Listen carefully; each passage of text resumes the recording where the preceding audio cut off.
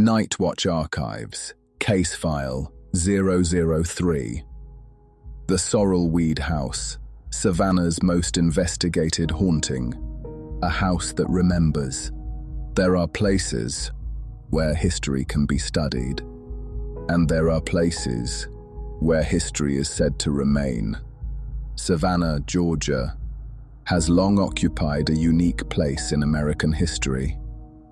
Founded in 1733, it is one of the nation's oldest cities. Its streets are lined with centuries-old homes. Its public squares have witnessed war, prosperity, disease, and unimaginable human suffering. For many visitors, the city feels beautiful. For others, it feels watched. Among all of Savannah's historic landmarks, one house stands above the rest. Not because it is the oldest, not because it is the largest, but because few buildings in America have generated as many reports of unexplained activity as the Sorrel House. Standing beside Madison Square, its towering columns and elegant balconies reflect the wealth of antebellum Savannah. By day, it is admired for its architecture, its preservation, its historical significance. By night, it becomes something else. Ghost tours stop outside its gates every evening. Paranormal investigators return year after year.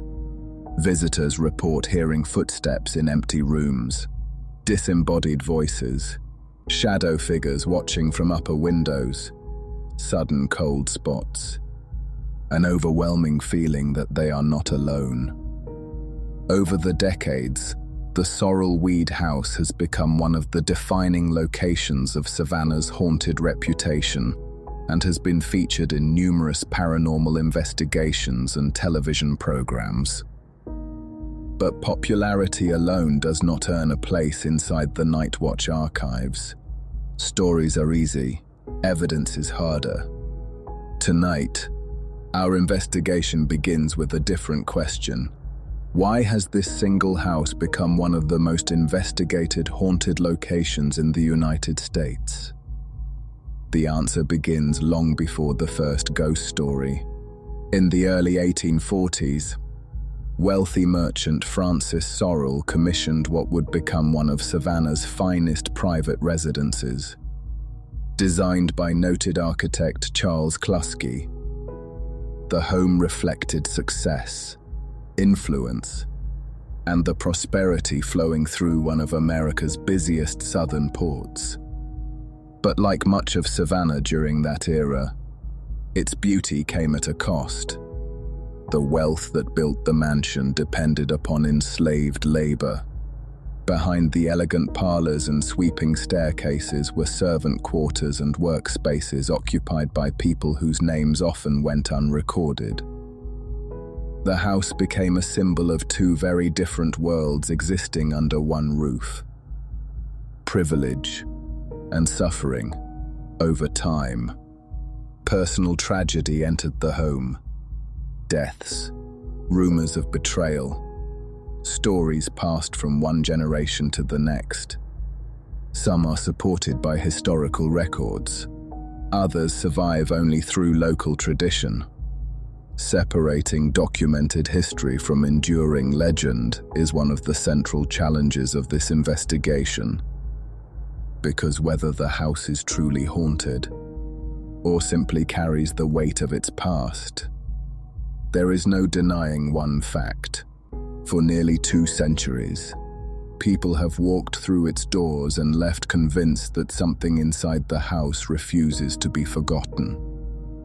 Tonight, we open the file, not to prove the supernatural, but to examine the history that transformed one Savannah mansion into America's most investigated haunted house. Tragedy behind the columns. Every haunted house has a story. The Sorrel House has several. Some are firmly rooted in documented history. Others have been repeated so often that they have become inseparable from the building itself. Understanding where one ends and the other begins is the purpose of this investigation. Construction of the mansion was completed in 1841. Francis Sorrel was already a respected merchant within Savannah's growing commercial community. The home he commissioned reflected both his success and the confidence of a city experiencing extraordinary prosperity. Its soaring entrance, its ornate ironwork, its spacious rooms, everything announced that this was a family of considerable influence. But appearances rarely tell the complete story. Within only a few years, the household was struck by tragedy.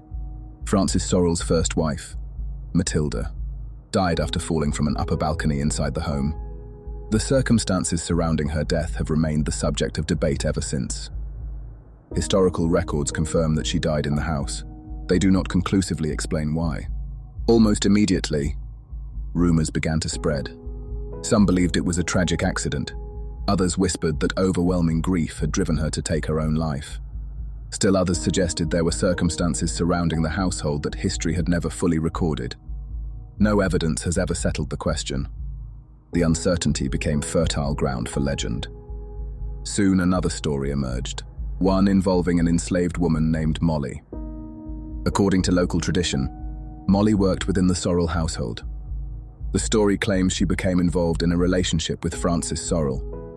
After Matilda's death, the legend says Molly was overcome with despair and later died by suicide inside the carriage house. Unlike Matilda's death, this account is supported primarily through oral tradition rather than contemporary documentation. Historians continue to debate which portions of the story can be verified and which belong to Savannah's evolving folklore. That distinction matters. Nightwatch Archives preserves legend, but identifies it as legend. The absence of documentation does not automatically make a story false, nor does repetition make it true. Our responsibility is to recognize the difference, regardless of what occurred. The house gradually acquired a reputation. Not immediately, but over decades. Visitors spoke quietly about unusual feelings inside the home. Employees reported hearing footsteps after closing. Residents described doors opening without explanation. Voices carried through otherwise empty rooms. Unlike many haunted locations, the Sorrel house did not become famous because of one spectacular event. Its reputation accumulated slowly. One report became another. Another became dozens. Eventually, the stories spread beyond Savannah itself. Authors included the house in books about American hauntings. Ghost tours made it a regular stop.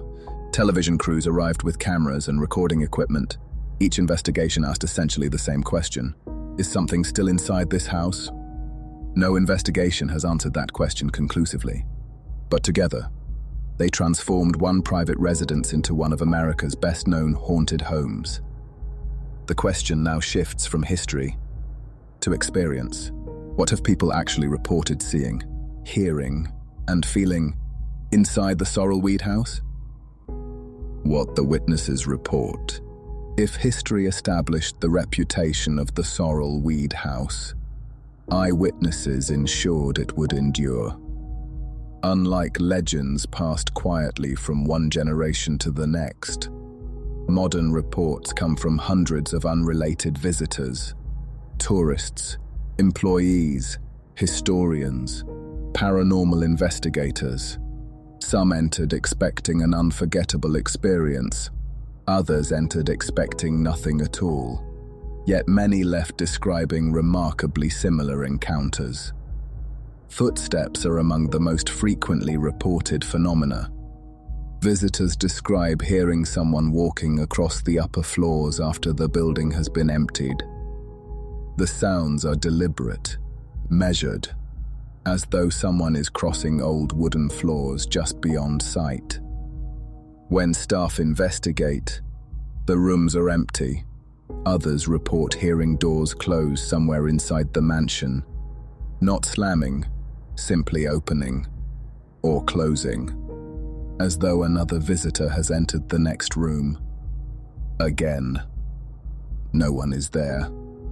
Disembodied voices have also been reported for decades.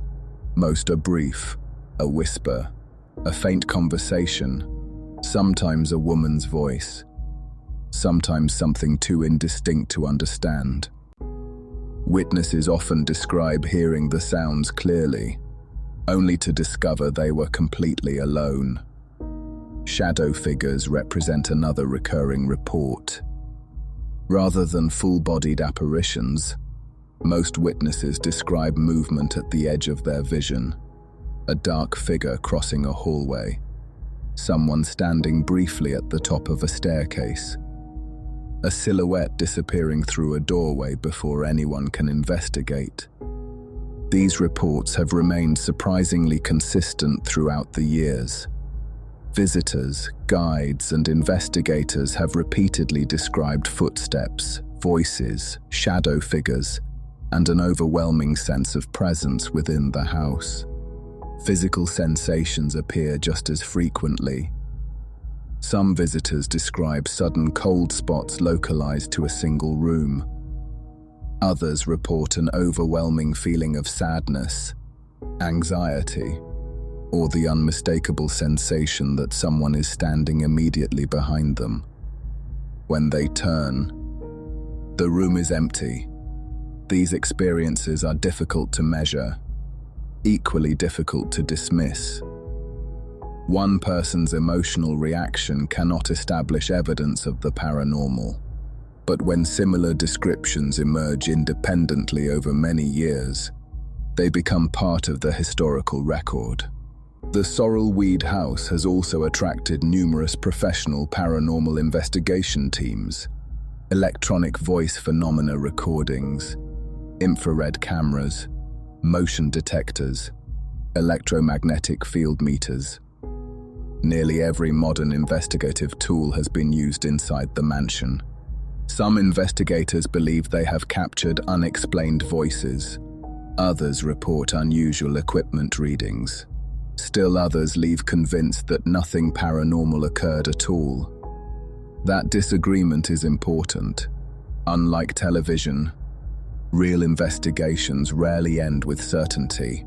The evidence is often ambiguous, open to multiple interpretations. Nightwatch Archives considers that uncertainty part of the investigation rather than a flaw within it. Because the purpose of an investigation is not to force a conclusion, it is to document what exists. The Sorrel Weed House continues challenging investigators for one simple reason: the reports never entirely stop. New visitors continue describing experiences remarkably similar to those reported years earlier. Whether those experiences result from expectation, environmental conditions, the power of suggestion, or something still unexplained, remains an open question, and it is that unanswered question, more than any single ghost story, that has secured the Sorrel Weed House a permanent place within the Nightwatch Archives. Investigation in the modern era. Unlike many haunted houses, the Sorrel Weed House is not abandoned. It has never been left to decay in isolation. It continues to welcome visitors almost every day. That makes it unusual. The reports are not limited to a handful of investigators or a single dramatic night. Instead, the house has been observed by thousands of people over many decades. That steady flow of witnesses has transformed the Sorrel Weed House into one of the most investigated paranormal locations in the American South. As interest in paranormal research grew during the late 20th century, the mansion became a frequent destination for investigative teams. Unlike fictional portrayals, most investigations were methodical. Rooms were documented, baseline temperatures recorded, audio equipment placed throughout the building. Photographs were taken under controlled conditions. Investigators attempted to separate ordinary building noises from anything that resisted explanation. Some investigations produced recordings investigators believed contained unexplained voices. Others documented unusual fluctuations in environmental readings. Several teams reported shadow-like movement captured on cameras. Just as many investigations produced nothing unusual at all. That inconsistency is important. If every investigation produced extraordinary evidence, the case would likely already be settled. Instead, the Sorrel Weed House behaves like many of the world's most enduring haunted locations. Some nights appear completely ordinary. Others generate reports that investigators continue debating years later. The house has also become a fixture of modern paranormal television. Programs dedicated to investigating haunted locations have spent nights inside the mansion searching for evidence. Those appearances introduced the Sorrel Weed House to audiences far beyond Savannah. Today, visitors travel from across the country specifically to experience the house for themselves. Many arrive because they saw it featured on television. Others come after reading books documenting Savannah's haunted history. The result is a continuous cycle: new visitors, new observations, new stories. The investigation never truly ends. Today, the Sorrel Weed House operates as both a historic landmark and a paranormal destination, offering daytime historical tours alongside evening ghost tours and extended investigations. Its reputation has been reinforced through decades of media coverage, paranormal television, and first-hand visitor experiences. Yet beneath all of the equipment, the cameras, the television crews, the public fascination, the house remains something else first: a historic home. Its walls witnessed slavery, family loss, the Civil War, economic decline, preservation, generations of changing owners. History alone leaves an imprint on a place. Whether that imprint becomes paranormal remains the central question. Night Watch Archives does not ask listeners to believe every reported haunting, nor do we dismiss experiences simply because they cannot be reproduced on demand. Our responsibility is far simpler: document the reports, preserve the history, separate documented fact from enduring legend, allow the evidence to remain exactly as it exists. Because whatever conclusion one reaches, the Sorrel Weed House continues attracting investigators for the same reason it has for decades. No one has completely explained why so many unrelated people continue leaving with remarkably similar stories. And until that question is answered, the investigation remains open. The file remains open. Every haunted house eventually becomes one of two things: a story or an investigation. The Sorrel Weed House became both, nearly 2 centuries after its construction. It continues standing over Madison Square. Its columns remain unchanged. Its balconies still overlook the same streets.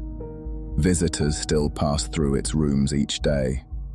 And almost every week, someone leaves believing they experienced something they cannot explain. That alone does not prove the supernatural. Neither does it dismiss it. Throughout this investigation, we have separated documented history from enduring legend. We know the house was built in 1841. We know Francis Sorrel commissioned one of Savannah's grandest homes. We know tragedy touched the family.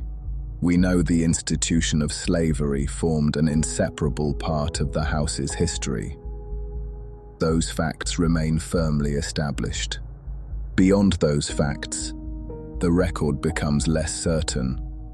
The stories surrounding Matilda, the traditions surrounding Molly, the countless reports of footsteps, voices, shadow figures, and unseen presences.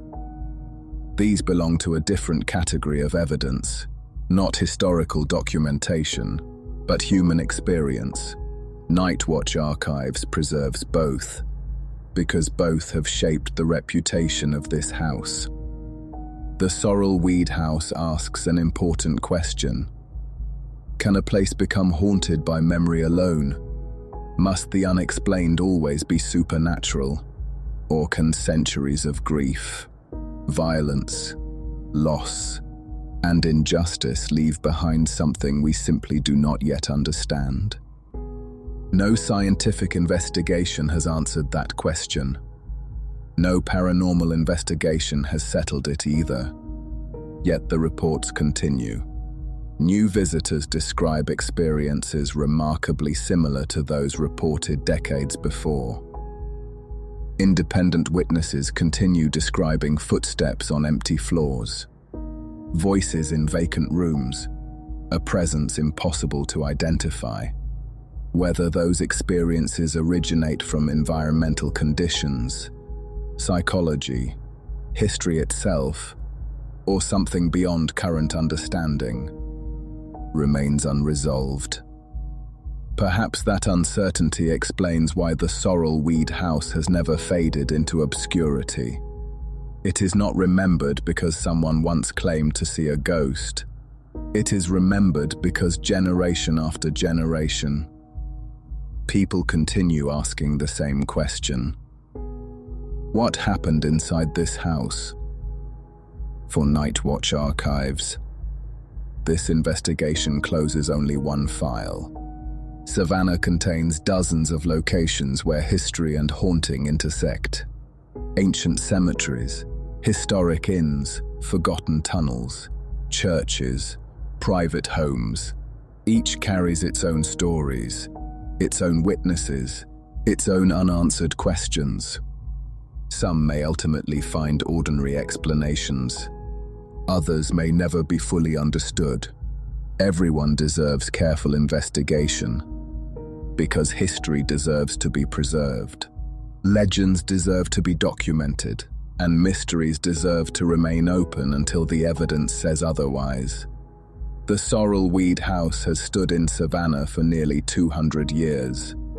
Whether it is haunted or simply remembers is a decision each visitor must make for themselves. Case file 003 is now closed. The truth waits in the dark.